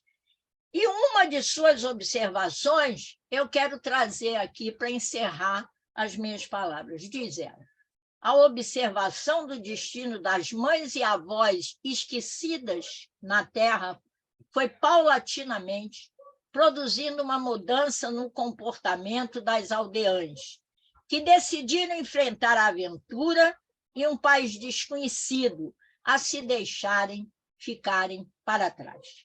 No caso de Maria da Conceição, que eu citei, bem que ela tentou, mas não se adaptou e resolveu voltar.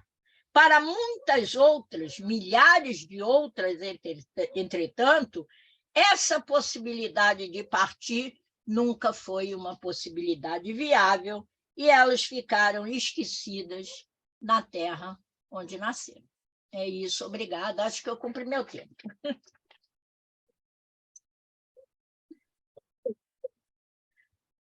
Muito obrigada, professora Helena, por esta contribuição e, aliás, as histórias orais que trouxe.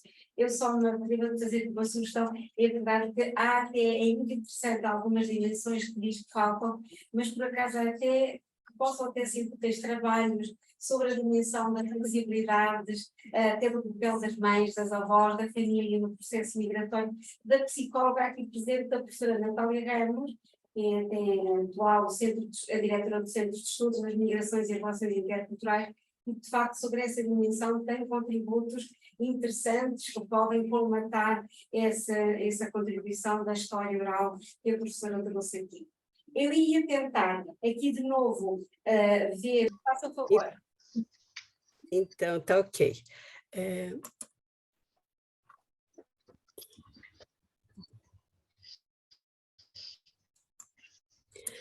Bom, então, além de cumprimentar todas e todos, eu gostaria de manifestar a minha alegria de participar mais uma vez deste colóquio e parabenizar a colega Manuela Marujo pela iniciativa e esforço na sua organização. Também gostaria de cumprimentar a professora Maria da Conceição Ramos e as demais colegas que compõem essa mesa, e agradecer à comissão organizadora pela oportunidade de dialogar convosco.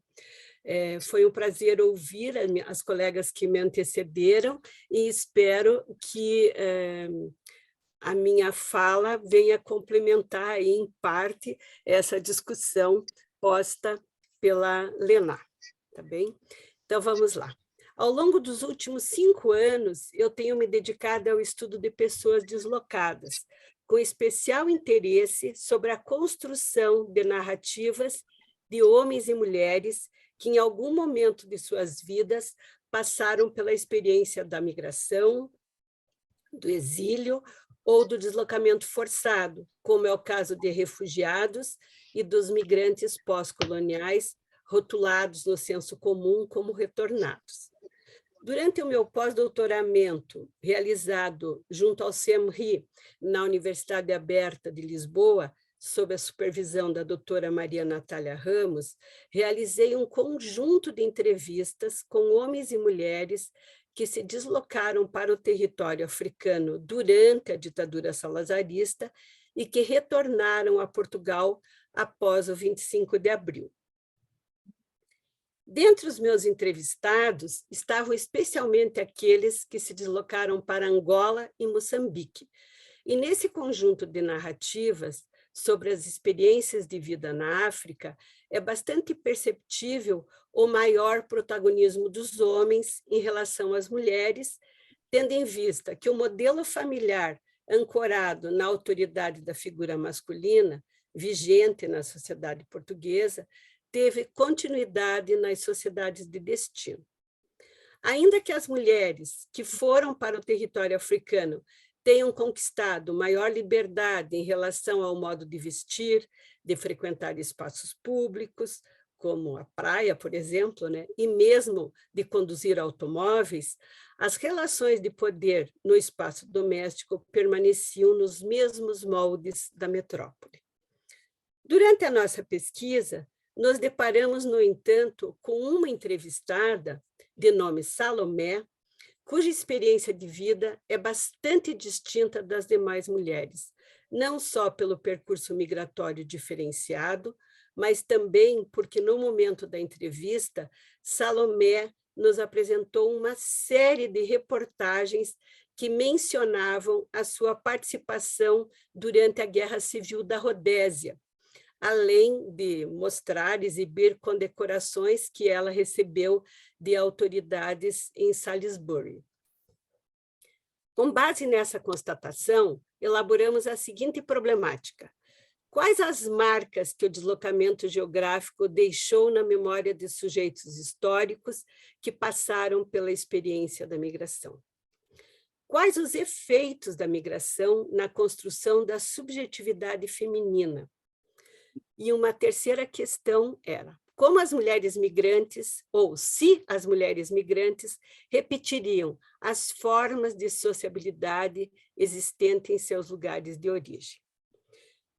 Para responder essa questão, eu me baseei, estou me baseando no ponto de vista teórico do Paul Ricoeur, que trabalha com o conceito de identidade narrativa, e segundo o qual a narrativa, longe de ser um mero relato do vivido, é um processo de criação de sentido ou de um novo sentido sobre o real. Ao ouvirmos a narrativa de Salomé acerca de sua origem social e de seu percurso de vida até a partida para a África, é possível perceber muitas semelhanças com a história de outras mulheres portuguesas.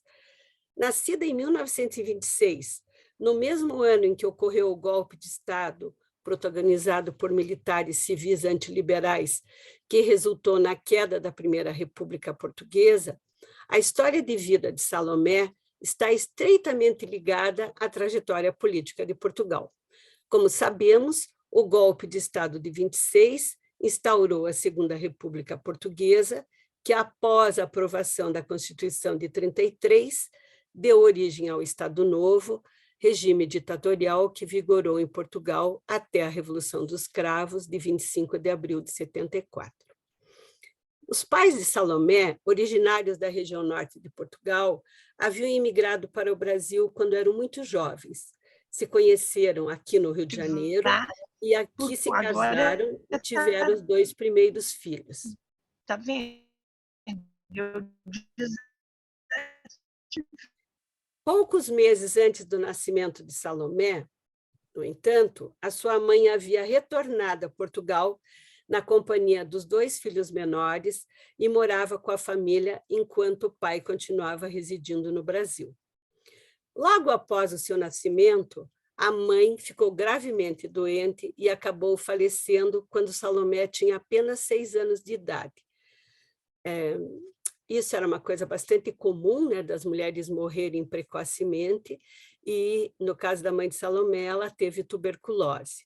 Nessa altura, o pai de Salomé já havia constituído outra família no Brasil, mandou buscar os 2 filhos mais velhos, que eram nascidos aqui, e deixou a pequena Salomé em Portugal sob os cuidados de uma prima de sua mãe. Então, criada pela prima, que ela chama de justiceira, Salomé teve a oportunidade de estudar somente até a 4ª classe, e depois que deixou a escola, passou a trabalhar em uma fábrica. Nessa época, conheceu seu futuro marido, e 2 anos depois do casamento, ocorrido em 49, ambos decidiram tentar a vida em Moçambique. Em Quelimane, cidade na qual eles se fixaram inicialmente, o marido trabalhava como serralheiro e Salomé era dona de casa. No entanto, no início da década de 50, mais precisamente em 53, o casal resolveu se deslocar para Nyasaland, hoje Malawi, que era, na época, um protetorado britânico. E lá, Salomé, que não teve filhos, passou a trabalhar em uma cantina que vendia produtos para a comunidade portuguesa. Nessa época, segundo ela, a comunidade portuguesa em Nyasaland era composta por aproximadamente 10.000 pessoas. Logo depois, ela começou a trabalhar nessa cantina e logo depois passou a atuar no interior da Associação Portuguesa, auxiliando na organização de festas, bailes, apresentação de filme e peças teatrais. Ela relata que aprendeu inglês assistindo desenhos animados e também aprendeu a conduzir, podendo, deste modo, auxiliar no transporte dos alunos que frequentavam a escola que funcionava no interior da sociedade portuguesa. Nesse período em que o casal residia em Nyasaland, Salomé fez uma viagem ao Brasil. Isso aconteceu no ano de 57. E ela veio ao Brasil com o objetivo de conhecer o pai e reencontrar os irmãos de quem ela foi separada na infância.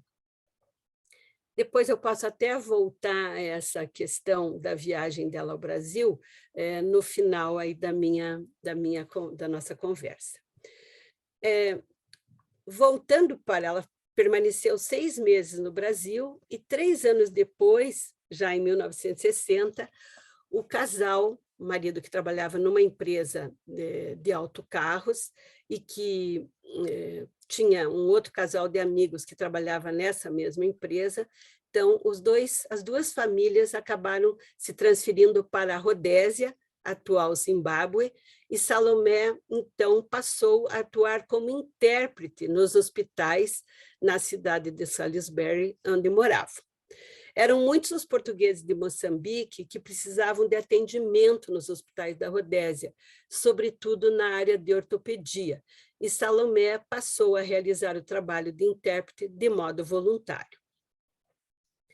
Nessa época, além de atuar como intérprete, Salomé continuou ligada à Associação Portuguesa da Rodésia, auxiliando no transporte dos alunos que frequentavam as aulas de língua portuguesa. Quando a Guerra Civil da Rodésia teve início, meados da década de 60, Salomé tomou a decisão de alistar-se na defesa civil, atuando ao lado de grupos que combatiam as forças nacionalistas. Ela passou a fazer parte da chamada Liga Luso-Rodesiana. Como socorrista, Salomé chefiava um grupo de 97 pessoas que prestava socorro às vítimas dos conflitos. A partir de 1980, com o fim da Guerra Civil e a independência de Zimbábue, Salomé passou a trabalhar como funcionária em uma empresa de diamantes, onde ela exercia a função de processadora de diamantes. Nessa época, o seu marido, já então reformado, decidiu retornar a Portugal e, segundo ela, esse fato teria motivado a viagem de retorno que ocorreu em 1983. Isto posto, feito essa descrição da trajetória de Salomé, eu gostaria de tocar em alguns pontos sobre os espaços de recordação de Salomé. E eu tocaria em 3 pontos. Então, o primeiro deles, do nascimento ao casamento, quando ela, enfim, descreve toda a situação que ela viveu e que era uma situação muito comum para a maior parte das pessoas que acabaram imigrando aí a partir do Estado Novo. Então, ela conta, inclusive, que passou muita necessidade e que havia uma precariedade de condições materiais e que foi exatamente isso que não permitiu que ela estudasse, para além da 4ª classe. Uma segunda etapa dos espaços de recordação de Salomé diz respeito à experiência da migração. E aqui eu queria destacar que eu realizei duas entrevistas com Salomé. Na primeira delas, realizada em 1917, Salomé me mostrou, como eu disse antes, as condecorações, as reportagens, ela inclusive escrevia em jornais, então ela teve uma narrativa enaltecendo muito o seu agenciamento durante o percurso que ela fez aí de Moçambique para Nyasaland e depois para a Rodésia. Então, ela enalteceu muito a questão do envolvimento com a Associação Portuguesa, a possibilidade que ela teve de se envolver, não só com as atividades culturais, mas também de ter, por exemplo, aprendido karatê como defesa pessoal e tudo mais. E justamente nessa segunda fase, que é a mudança para a Rodésia, que, do meu ponto de vista, é definitivo para pensar esse agenciamento, esse protagonismo da Salomé em relação ao campo onde ela vai atuar, saindo de um espaço privado para um espaço público. E um terceiro momento, que é o retorno a Portugal. Então, é justamente nesse momento do retorno que os espaços da recordação se voltam para a constituição de um espaço biográfico, onde ela vai construir a sua trajetória a partir da sua identidade narrativa. E nessa primeira entrevista, muitas questões ficaram na esfera do indizível. Muitas das questões colocadas não foram respondidas.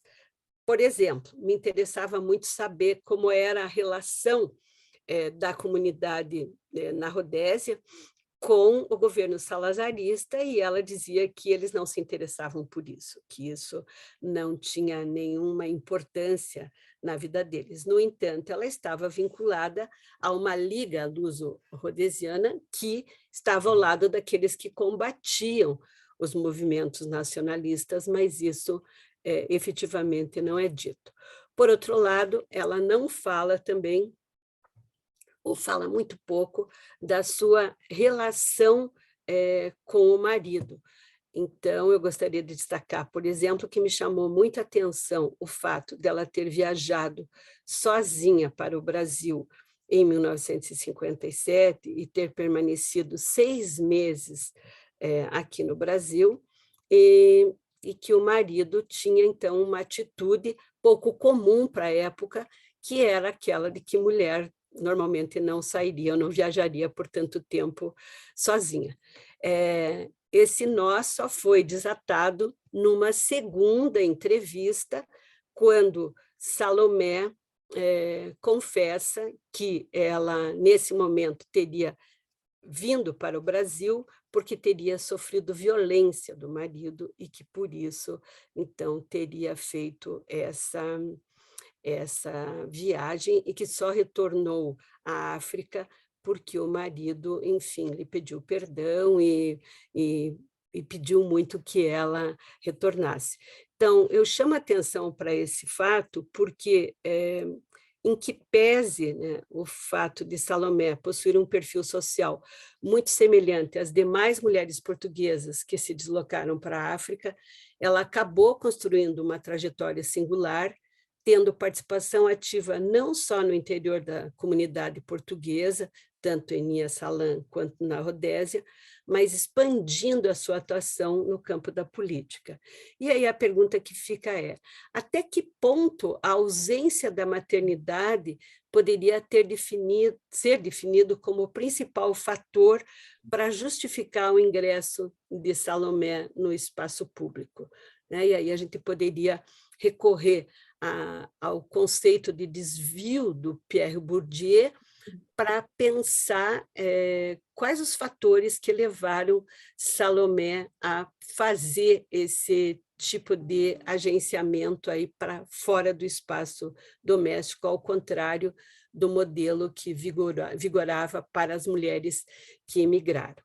Então, eu diria que, para além da possibilidade de levantar hipóteses sobre o agenciamento feminino, a entrevista ou as entrevistas de Salomé fornecem subsídios teórico-metodológicos para refletir sobre o processo da construção narrativa e a subjetividade feminina, levando em conta o cuidado que o entrevistador tem que ter como uma escuta, enfim, para pensar essa narrativa como um processo de criação de sentido ou de um novo sentido sobre o real. E essas questões eu só consegui perceber numa segunda entrevista, então, que aí sim foi possível entender com maior clareza alguns dos motivos que teriam levado Salomé a superar algumas dificuldades que ela tinha no seu próprio casamento e de sugerir aí um ingresso no mundo público, um mundo que não, em princípio, não estava aberto para a maioria das mulheres nesse período. Muito obrigada. Começar a agradecer à Manuela Marujo pelo convite para vir aqui, porque se não fosse o e-mail da Manuela, eu não estaria hoje aqui, embora há 20 anos eu estive presente no período. Então, a minha comunicação científica do FAIAL para o Brasil, a trajetória da freira Ana Luísa Emerenciana. Eu sou natural da Ilha do Faial e há muitos anos ouço falar da freira Ana Luísa Emerenciana, que fugiu do Faial e morreu no Brasil. Essa história da rebeldia sempre me fascinou. Obrigada. Não, é uma história que sempre me fascinou e por isso eu fui lendo o que foi escrito sobre ela. Eu li o romance Uma Freira que Pecou, que é um romance de 31. Li e consulto os Anais do Município, que é um livro mais antigo, e o livro Famílias Feianenses, que é um livro publicado há um século. É um livro de 23. Todas essas obras são de Marcelino Lima, que é o historiador mais importante da Ilha de Feira. Eu li também o processo da ouvidoria eclesiástica da Horta, relativo aos Autos da Freira, manuscrito que Marcelino Lima seguiu de perto e que pouco acrescenta às outras narrativas. Em todas elas sempre sobressai a figura da pecadora, aspecto que sempre me incomodou. Por isso eu volto a essa história contada por homens, porque é necessário fazer aquilo que Adriano Ritz diz, processo de revisão, ou seja, olhar para trás, porque é de ver com um novo olhar, de entrar no texto com uma nova direção. Fim de citação. A trajetória da Ana Luísa Emerenciana, desde o Faial até o Brasil, é analisada com base em conceitos teóricos da crítica feminista e no contexto histórico em que se deram os fatos, a fim de refletirmos sobre a incompatibilidade entre a vida conventual e os anseios das mulheres obrigadas a professar sem vocação. Ana Luísa nasceu provavelmente em 1781. Nas famílias feiarenses há um branco em relação a ela, mas por outros dados a gente chega à conclusão que ela deve ter nascido em 1781, na Vila da Horta, Ilha do Faial, filha segunda do morgado Joaquim Pereira de Lacerda e Proença e de Dona Emerenciana Doroteia Brum da Silveira. Ela tinha cerca de 13 anos quando o pai a internou no convento da Glória, a fim de que ela fosse freira. O pai faleceu em agosto de 1796, sem ela ter professado, mas seu irmão, o capitão João Pereira de Lacerda, herdeiro do morgadio, insistia para que ela tomasse o hábito. Assim, em 3 de maio de 1798, eu vou abrir aqui um parênteses. Todas as referências que eu tenho aqui no texto são do processo eclesiástico, da ouvidoria da Horta. Eu preferi, embora eu tenha lido os outros, eu preferi citar, porque nesse há muitas vezes a fala direta da Ana Luísa. Então, eu começo a citar o que está lá no processo. Aconselhada pelas religiosas do mesmo convento e por seu irmão, o capitão João Pereira de Lacerda, primogênito do morgado de sua casa, professor, sujeitando-se à vontade dos que a aconselharam, sem refletir a mais coisa alguma. Fim de citação. Ela passara cerca de 4 anos no convento sem fazer os votos. E é uma fala dela. Por não fazer gosto em professar. Fim de citação. O depoimento da madre Ana Luísa Emerenciana, transcrito no processo que existe na ouvidoria da Horta, revela a ingenuidade de uma menina que desconhece o sistema patriarcal e é mordida pela família a fim de ser mantido o status quo. O capitão João Pereira de Lacerda era um morgado. A ele cabia a gestão dos bens familiares, daí o interesse que eu tinha em que a irmã professasse. Seria um modo de manter a dignidade da família, sem que isso afetasse o património, pois o dote a conceder era mais econômico do que para ela casar. Não era a decisão pessoal da Ana Luísa que contava, mas a da família. Isto é, eu cito Michel Perrault. Família é uma rede de pessoas e um conjunto de bens. A família é um nome, um sangue, um patrimônio material e simbólico, herdado e transmitido. A família é um fluxo proprietário que depende, antes de mais, da lei. Fim de citação. Sustentáculo do patriarcado, em que os privilégios de poder e de decisão pertencem aos homens, nas famílias patriarcais, a sua paternidade feminina é a regra, o que significa que as mulheres tinham, ou têm, o seu destino decidido pela família. As relações de poder desiguais entre homens e mulheres no seio da família mostram como se organiza o patriarcado. E o mogadio é um dos vínculos que, em Portugal, constituiu a base dos privilégios masculinos e da opressão feminina. A Vila da Horta tinha, naquele tempo, século XIX, 2 conventos femininos. O convento de São João, que foi fundado em 1538 por Diogo Ruiz da Costa, para lhe colocar suas 2 filhas. Pertencia à Ordem de Santa Clara e, em 1820, tinha 68 professas, 170 educandas, 27 fámulas. Fámulas são empregadas dos conventos que podem entrar e sair e que fazem o elo entre quem está no convento e quem está no outro. Então, tinha 27 fámulas e 37 criadas. O da Glória, onde Ana Luísa professou, era o preferido das famílias anônimas do Faial e do Pino. Tinha sido fundada em 1608 por Dona Catarina Dutra Corte Real, filha do 3º capitão do Lendário da ilha, e pertencia à Ordem da Imaculada Conceição. A Ordem da Imaculada Conceição, embora tenha sido fundada em Espanha, foi fundada por uma portuguesa, que acompanhou uma princesa portuguesa, e é uma ordem fundada no século XV. Então, retomando aqui, era um convento que pertencia à Ordem da Imaculada Conceição, e em 1820 tinha 43 professas, 13 educandas, 15 fámulas e 22 criadas. Eu estou citando dados a partir de Marcelino Lima, nos anais do município. Os dados referentes aos 2 conventos mostram que o número de professas e de educandas no convento de São João era superior, provavelmente devido ao valor do dote ser menor. Ana Luísa crescera no convento e tinha aproximadamente 17 anos quando professor. E é provável que, devido à sua ascendência fidalga, tivesse alguma criada ou alguma filha.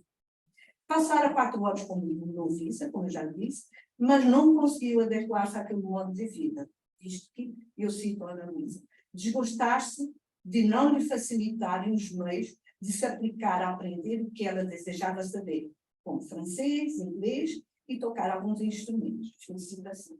Madre professa, adota o cognome religioso de Ana Luísa Emerenciana. Ela não é de Jesus, é Emerenciana, ela é o sobrenome da mãe, ela se vincula a uma genealogia feminina da família dela. Nos conventos portugueses eram famosos os dias de graça, ocasiões em que as religiosas recebiam visitas com música e doces conventuais. Não vou falar, porque a gente não tem tempo de falar dos doces conventuais e do erotismo que está nos nomes, é só registro. E no convento da Glória não era diferente. Viajantes estrangeiros que passaram pela horta narram algumas visitas. Eu vou citar, no caso, apenas James Cook, que passou no Faial em 1755. Então, eu passo a citar. Ele visitou o convento da Glória e ele diz: a recepção que nos foi dispensada às grades foi muito educada, mas não nos foi possível conversar com elas às vezes, por não falarmos a sua língua. Os traços de algumas delas eram muito atraentes e o seu aspecto muito agradável mais agradável do que esperávamos, ainda que em geral um tanto apático. A religião ainda não ocupou totalmente o seu seio, por forma a extinguir toda a centelha do desejo carnal. Os olhos eram, na verdade, um dos seus mais belos traços e ainda traem o seu vínculo à natureza.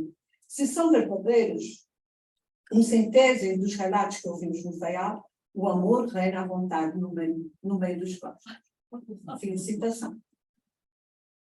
É provável que eu tenha comentado a sua impressão sobre as freiras e terem repetido.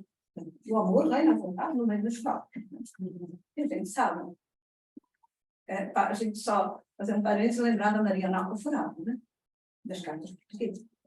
O que revelava a licenciosidade que existiria na clausura e as histórias de amor proibidas, vividas no conflito.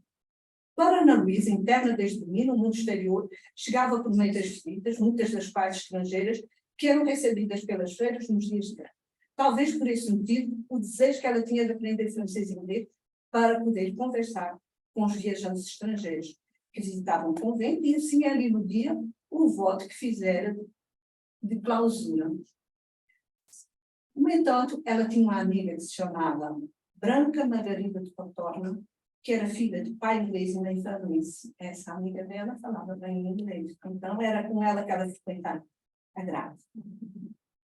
E aí, em 1811, no verão de 1811, aportou na horta um brigue russo. E o comandante, Kuznetsov, foi recebido no convento da Glória.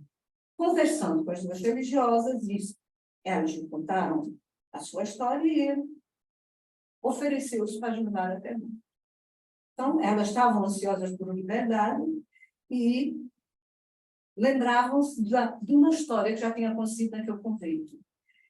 A freira Rosa de Lima de Mel, em 1800, conseguiu fugir com o comandante do brigue inglês e casou com ele.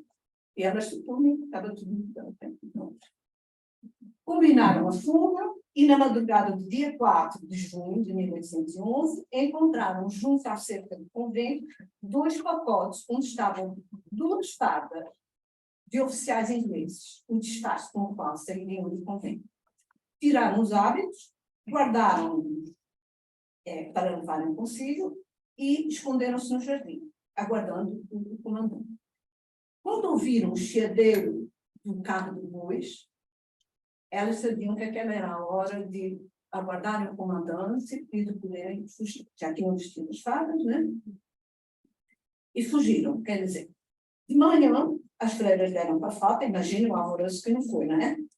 E as freiras perguntaram para o hortelão é que era encarregado de abrir a porta para entrarem o lã e os alimentos, se eu tinha visto. Eu disse, não, eu vi, sim, eu vi uns oficiais ingleses. Então, as duas já estavam longe, pois mal chegaram a bordo, o barco partiu. As 2 religiosas, quando chegaram a Londres, foram encaminhadas a um recolhimento de meninas, onde Ana Luísa passou mais de 2 anos. Ela vivia, eu cito ela, não só do seu trabalho, mas também de algumas porções que lhe faziam pessoas caritativas que tinham notícia da sua necessidade. Fim de citação. Durante esse período, ela diz, e eu volto a citá-la, ela frequentou templos católicos em Londres, ouvindo missa, não só nos dias do preceito, mas ainda nos outros todos e assistindo aos mais atos católicos. Fim de citação. Suponho que, atormentada pelo remorso de ter quebrado o voto da obediência feito ao professar, porém arrependida, procurou uma saída para a situação em que vivia, tem decidido ir para o Brasil, para Salvador, na Bahia, onde existia um convento da mesma congregação. Então, dia 4 de outubro de 1813, ela embarcou numa galera portuguesa e no dia 12 de dezembro chegou a Salvador. Vestiu-se com o hábito da ordem, foi se entregar no convento de Nossa Senhora da Conceição da Lapa. Depois de estar reclusa durante 3 dias, cito novamente, foi absolvida de censura, fim de citação, tendo em seguida sido submetida aos autos de identificação a fim de ser instaurado processo eclesiástico com o objetivo de solicitar ao Convento da Glória a vitalícia da fé. Então, Ana Luísa tinha naquela época 32 anos, estava desiludida e arrependida, tendo declarado que desejava, e eu cito novamente, ficar até a sua morte, sair mais para o da Glória da Ilha do Faial, para não passar pela vergonha de comparecer perante as mais religiosas do mesmo convento. Fim de citação.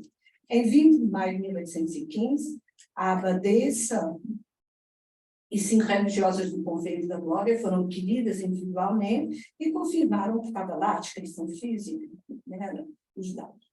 Na sequência, A abadesa reuniu as freiras em assembleia e pediu que elas votassem. Então, elas votaram para a freira voltar para o Faial, mas a vitalícia elas não concederam. Estou terminando.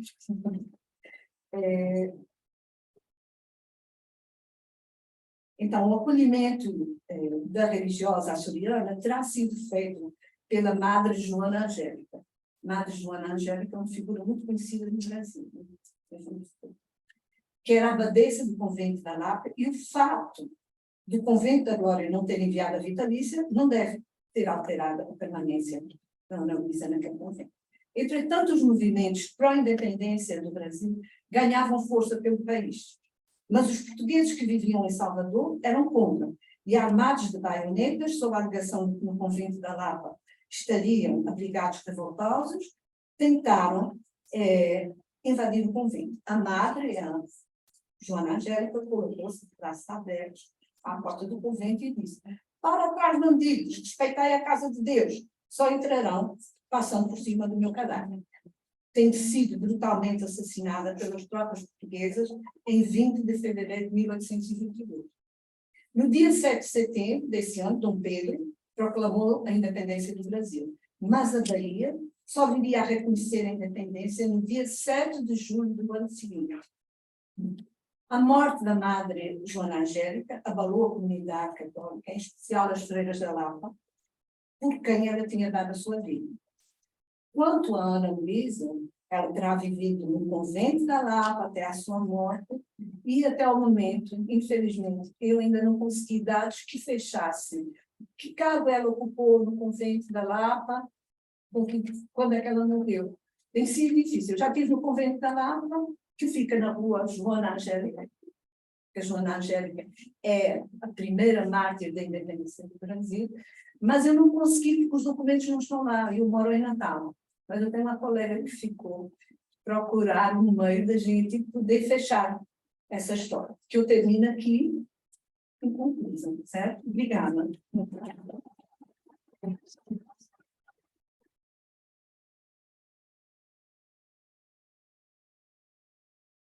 Muito obrigada, professora Conceição,